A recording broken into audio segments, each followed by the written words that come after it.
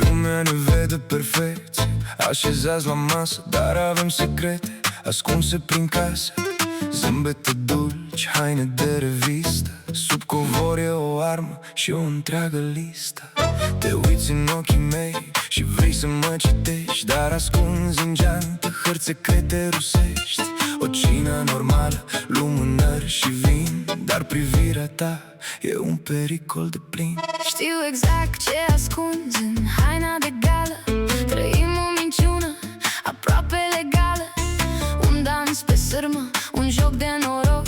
Fiecare cuvânt poate declanșa un foc. Ești ținta mea fixă, dar și scutul meu. Să te iubesc e simplu, să te prind este greu.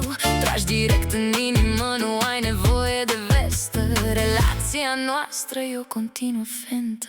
E o dragoste ca în filme, cu suspans și adrenalină. Ne iubim la nebunie, în timp ce totul termină. Suntem domnul și doamna Smith în misiune. O dragoste nebună, dincolo de rațiune. Foc încrucișat, gloanțe de argint și pasiune. Dacă lumea explodează, noi rămânem o minune.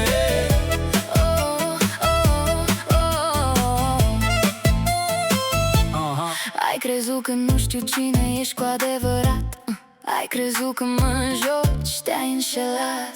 Casa e un câmp de luptă, geamuri sparte pe jos. Dar când tragem linie, e cel mai frumos. Armele jos, acum suntem doar noi. Spate în spate, gata de război, împotriva lumii până la sfârșit. Cel mai periculos cuplu care s-a iubit.